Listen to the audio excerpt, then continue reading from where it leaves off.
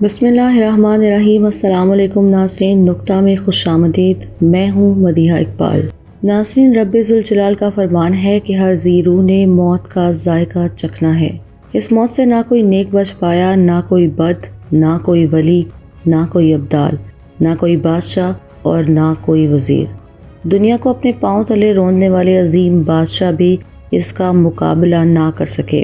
دارا و سکندر جیسے ناقابل تسخیر حکمران بھی اس کا شکار ہو گئے۔ گزشتہ صدی سے لے کر اب تک دنیا نے عظیم رہنماؤں کو کھو دیا، پھر وہ چاہے امریکی صدر ابراہیم لنکن ہو یا جان ایف کینیڈی یا مارٹن لوتھر کنگ، انڈیا کے مہاتما گاندھی ہوں، اندرا گاندھی ہوں یا راجیو گاندھی ہوں، بنگلہ دیش کے شیخ مجیب ہوں یا سعودی عرب کے شاہ فیصل یا لبنان کے رفیق برارے۔ دنیا بھر میں مشہور سیاسی لوگ قتل ہوتے آئے ہیں۔ پاکستان کی سیاسی تاریخ میں بھی ہمیں بہت سے ایسے نام ملتے ہیں جو اس فہرست کا حصہ بن گئے۔ اس فہرست میں کچھ ایسے سیاستدان ہیں جنہیں دشمن قوتوں کی باقاعدہ پلاننگ کر کے شہید کیا گیا، جبکہ ایسی سیاسی کھلاڑی بھی ہیں جنہیں ذاتی وجوہات یا سیاسی عداوت کی وجہ سے موت کے گھاٹ اتارا گیا۔ وہ جو اپنی زندگی عیش و عشرت میں گزارتے رہے، اس ملک کے سیاہ و سفید کے مالک بنے رہے۔ ناظرین، آج کے اس ویڈیو میں ہم انہی لوگوں کے بارے میں بات کریں گے جن کی موت کی داستان تاریخ کی کتابوں میں امر ہو گئی۔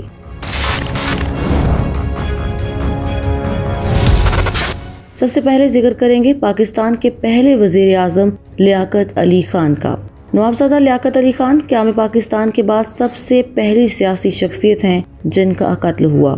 لیاقت علی خان 1 اکتوبر 1895 کو انڈیا کے شہر مظفر نگر میں پیدا ہوئے۔ لیاقت علی خان نے جدوجہد پاکستان میں اپنا بہت کردار ادا کیا۔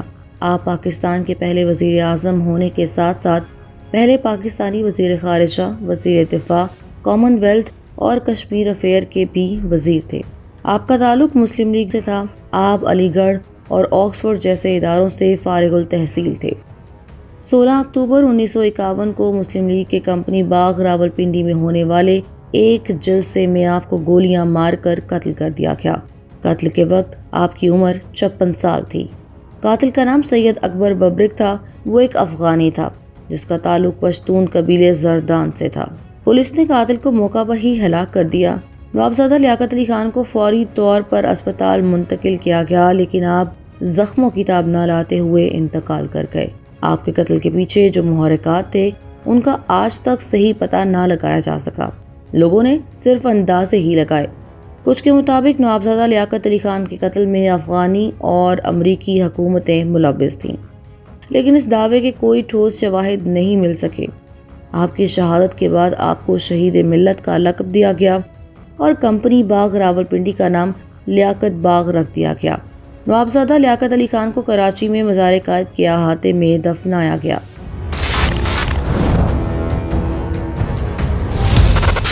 نمبر 2، ذوالفقار علی بھٹو۔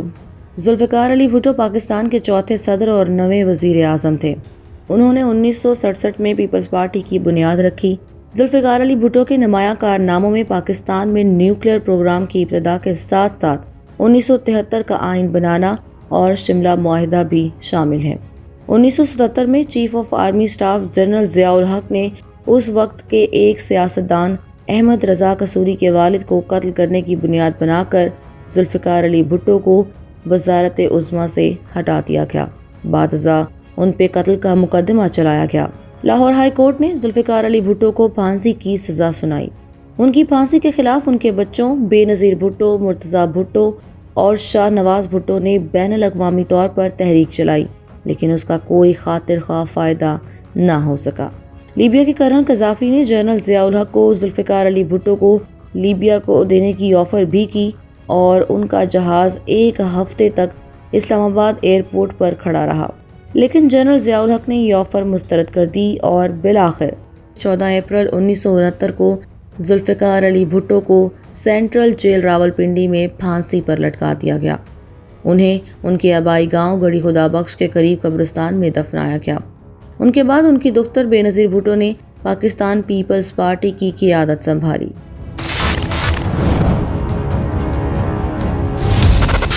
نمبر 3، مرتضیٰ بھٹو۔ مرتضیٰ بھٹو پاکستان کے سابق وزیر اعظم ذوالفقار علی بھٹو کے بڑے بیٹے تھے۔ انہیں ان کے ساتھیوں کے ہمراہ 20 سپتمبر 1996 کو 42 سال کی عمر میں ان کے گھر کے باہر پولیس والوں نے گولیاں مار کر شدید زخمی کر دیا تھا۔ انہیں اسپتال لے جایا گیا لیکن وہ جاں بر نہ ہو سکے۔ انہوں نے 1981 میں چودھری ظہور الہی کے قتل اور پاکستان انٹرنیشنل ایئر لائن کے ایک جہاز کو ہائی جیک کرنے کی ذمہ داری قبول کی تھی، جس کے بدلے میں انہوں نے پاکستان پیپلز پارٹی کے کارکنان کو جیل سے آزاد کروایا تھا۔ اس ہائی جیک کے دوران مرتضیٰ بھٹو نے لیفٹیننٹ طارق رحیم کے قتل کی بھی ذمہ داری قبول کی۔ افغانستان میں جلاوطنی کے دوران ان کی غیر حاضری میں ہی پاکستان کی فوجی عدالتوں کی طرف سے انہیں پھانسی کی سزا سنائی گئی تھی۔ 1993 میں وہ پاکستان آئے اور انہیں اس وقت کے وزیر اعظم محترمہ بے نظیر بھٹو، جو کہ ان کی ہمشیرہ تھیں، کے حکم پر دہشت گردی کے جرم میں گرفتار کر لیا، لیکن وہ ضمانت پر رہا ہو گئے۔ اس کے بعد انہوں نے سندھ اسمبلی کے الیکشن میں کامیابی حاصل کی۔ ان کے قتل کے بارے میں سندھ حکومت اور ان کی پارٹی کی الگ الگ آراء سامنے آئی۔ حکومت سندھ کے مطابق مرتضیٰ بھٹو کی کار کی تلاشی کے دوران پولیس پر حملے میں پہل مرتضیٰ بھٹو کے گارڈز کی طرف سے کی گئی، جس کے نتیجے میں کئی پولیس اہلکار زخمی ہو گئے۔ پولیس نے جوابی کارروائی کی، جس کے نتیجے میں مرتضیٰ بھٹو اور ان کے ساتھی خالق حقیقی سے جا ملے، لیکن مرتضیٰ بھٹو کے قریبی ساتھیوں کے بقول مرتضیٰ بھٹو پولیس افسران سے بات کرنے کے لیے گاڑی سے نکلے ہی تھے کہ پولیس والوں نے ان پر فائر کھول دیے، جس کے نتیجے میں مرتضیٰ بھٹو ساتھیوں سمیت جاں بحق ہو گئے۔ مرتضیٰ بھٹو کو بھی اپنے آبائی قبرستان گڑی خدا بخش میں دفن کیا گیا۔ ان کی بیٹی فاطمہ بھٹو کے بقول ان کے والد پر لگائے گئے تمام الزامات بے بنیاد تھے اور انہیں صرف پھنسایا گیا تھا۔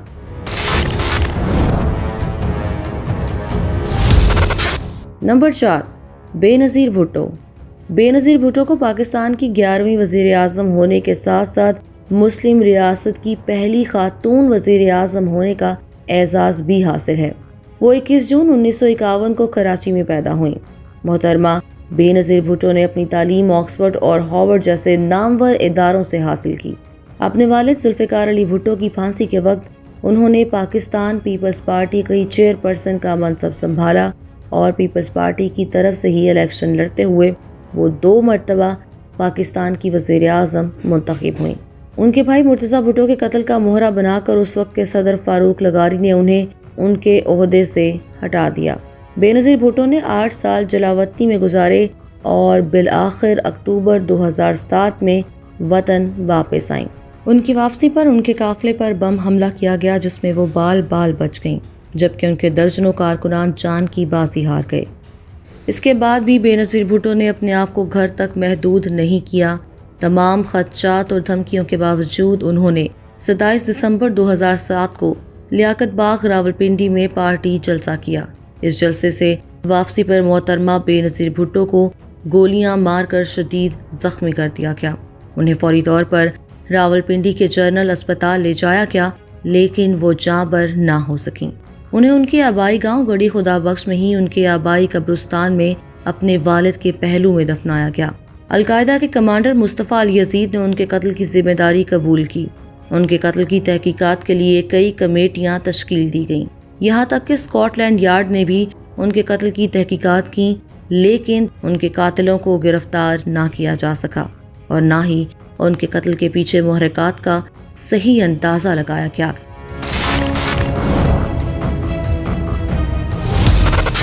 نمبر 5، حکیم محمد سعید۔ حکیم محمد سعید پاکستان کے صوبے سندھ کے گورنر ہونے کے ساتھ ساتھ ایک مشہور طبی ماہر، صوفی اور اسکالر تھے۔ وہ 20 جنوری 1920 کو نیو دہلی میں پیدا ہوئے۔ وہ نیو دہلی یونیورسٹی اور قاہرہ کی انقرہ یونیورسٹی کے فارغ التحصیل تھے۔ 1948 میں انہوں نے ہمدرد لیبارٹریز نامی ایک ادارے کی بنیاد رکھی، جو آج پاکستان میں یونانی ادویات بنانے والا ایک واحد بڑا ادارہ ہے۔ حکیم محمد سعید نے طب، فلسفی، سائنس، صحت، مذہب، قدرتی علاج اور ادب جیسے موضوعات پر تقریباً 200 کتب تحریر کی۔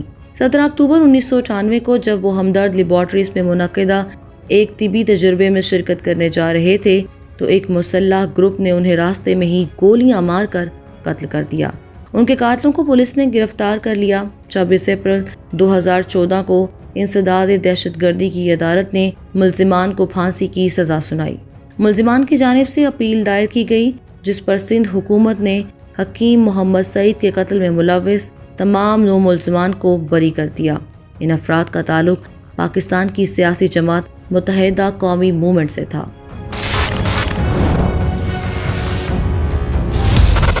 نمبر 6، بشیر احمد بلور۔ دہشت گردوں کے مسلسل 4 بم حملوں میں محفوظ رہنے والے عوامی نیشنل پارٹی کے رہنما بشیر احمد بلور 22 دسمبر 2012 کو پشاور میں ایک جلسے کے دوران ایک خودکش حملہ آور کے ہاتھوں شہید ہوئے۔ دہشت گردی کے اس حملے میں بشیر بلور سمیت 9 افراد شہید ہوئے تھے۔ حملے کی ذمہ داری کالعدم TTP نے قبول کی۔ شہادت سے پہلے انہوں نے کئی بار دہشت گرد قوتوں کو للکارا تھا۔ وہ کہتے تھے کہ آپ کی گولیاں ختم ہو جائیں گی لیکن ہمارے سینے ختم نہیں ہوں گے۔ وہ اس بات پر مکمل ایمان رکھتے تھے کہ جو رات قبر میں ہے وہ گھر میں نہیں گزار سکتے۔ ANP سے تعلق رکھنے والے سینئر وزیر بشیر بلوچ کو 5 بار پشاور نے صوبائی اسمبلی تک پہنچانے کا اعزاز بخشا اور انہوں نے بھی نمائندگی کا بھرپور حق ادا کیا۔ 2018 کی انتخابی مہم کے دوران بشیر بلور مرحوم کے فرزند ہارون بلور بھی دہشت گردوں کا نشانہ بنے، لیکن وہ دلیر خاندان آج بھی اپنے اصولوں پر ڈٹا ہوا ہے۔ ہارون بلور شہید نے لندن سے قانون کی ڈگری حاصل کی تھی اور وہ ٹاؤن 1 کے ناظم بھی رہے تھے۔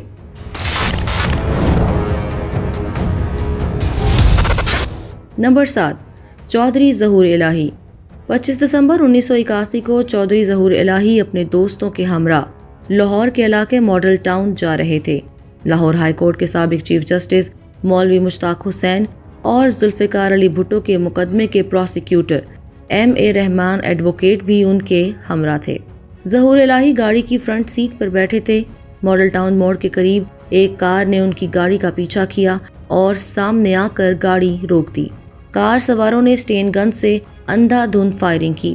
کار کے اندر 2 دستی بم پھینکے جن میں سے ایک ظہور الہی کے ڈرائیور نسیم نے اٹھا کر باہر پھینک دیا جبکہ دوسرے کے پھٹنے سے وہ مر گیا۔ چودھری ظہور الہی کے سینے میں گولی لگی۔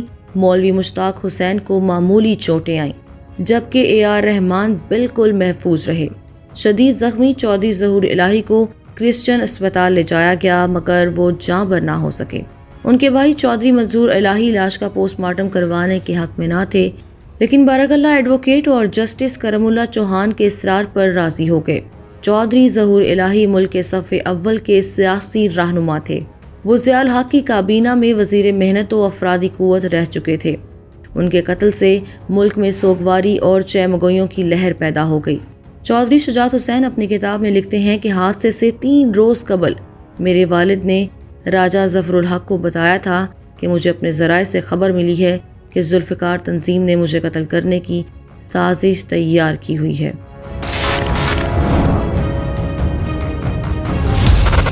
نمبر 8، نواب سراج ریسانی۔ نوابزادہ سراج ریسانی نے مستونگ میں ہونے والے خودکش دھماکے میں جام شہادت نوش کیا تھا۔ سراج ریسانی انتخابی مہم کے سلسلے میں جلسہ گاہ پہنچے تھے کہ وہاں دھماکہ ہو گیا۔ انہیں شدید زخمی حالت میں اسپتال منتقل کیا گیا لیکن وہ بھی جاں بر نہ ہو سکے۔ اس حملے میں 100 سے زائد افراد شہید ہوئے۔ پاکستان کا سرفروش مجاہد اور سچا بیٹا اپنی دھرتی ماں سے بے پناہ محبت کی پاداش میں شہید کر دیا گیا۔ انہیں پورے فوجی احساس کے ساتھ مستونگ میں آبائی علاقے کونگ کے آبائی قبرستان میں سپرد خاک کیا گیا۔ سراج ریسانی شہید پاکستان کا سچا اور سرفروش سپاہی تھا۔ وہ بلوچستان میں جاری بھارتی سازشوں سے بخوبی آگاہ تھے، اس لیے بھارت سے شدید نفرت کرتے تھے جس کا انہوں نے کئی بار برملا اظہار کیا۔ شہید سراج ریسانی وہ مرد مجاہد تھے جنہوں نے بلوچستان میں بدترین حالات میں پاکستان کا جھنڈا سر بلند رکھا اور بالآخر اسی سبز ہلالی پرچم کو اوڑھ کر ابدی نیند سو گئے۔ انہیں 2014 میں یوم آزادی پر پاکستان کا سب سے بڑا قومی پرچم بنانے کا اعزاز بھی حاصل تھا۔ 23 مارچ کو انہوں نے اپنے پیغام میں کہا، اگر میں مارا جاؤں تو میرے لیے اپنے آنسو بھی مت بہانا، اس کی بجائے پاکستان کی خوشحالی کے لیے کام جاری رکھنا۔ میں یہ جان لوں گا کہ ہم فاتح ہیں۔ میں سراج خان ریسانی بلوچ ہوں اور میں ایک پاکستان کے طور پر ہی جان دوں گا۔ اور وطن سے محبت کا یہ دعویٰ انہوں نے سچ بھی کر دکھایا۔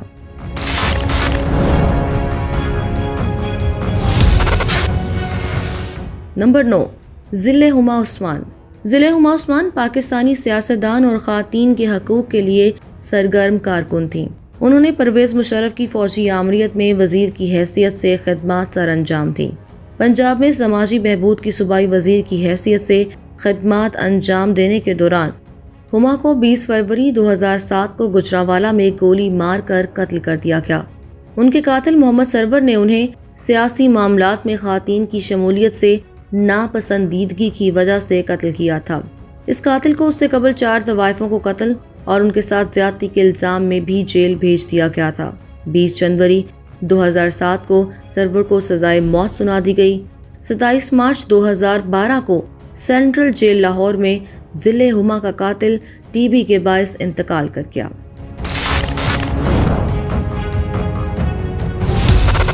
نمبر 10، سلمان تاثیر۔ 1946 میں پیدا ہونے والے سلمان تاثیر کا تعلق اعلیٰ تعلیم یافتہ گھرانے سے تھا۔ ان کے والد ڈاکٹر ایم ڈی تاثیر MAO کالج امرتسر میں پروفیسر، جبکہ ان کی والدہ بلقیس کرسٹوفر بیل تاثیر انگریز خاتون تھیں۔ وہ احساس شاعر فیض احمد فیض کے شریک حیات کی ہمشیرہ بھی تھیں۔ سلمان تاثیر پیشے کے لحاظ سے چارٹرڈ اکاؤنٹنٹ تھے۔ 1960 کی دہائی میں سیاست میں قدم رکھا اور ذوالفقار علی بھٹو کی تحریک میں حصہ لیا۔ 15 مئی 2008 کو پرویز مشرف دور میں سلمان تاثیر کو پنجاب کی گورنرشپ دی گئی۔ سلمان تاثیر پنجاب کے 26ویں گورنر تھے۔ 2008 میں پیپلز پارٹی کی حکومت آنے کے بعد بھی سلمان تاثیر کو گورنر برقرار رکھا گیا۔ سلمان تاثیر مسلم لیگ نون کے سخت سیاسی مخالف تھے۔ سیاسی جدوجہد کے دوران سلمان تاثیر نے 16 بار گرفتار ہو کر جیل یاترا بھی کی۔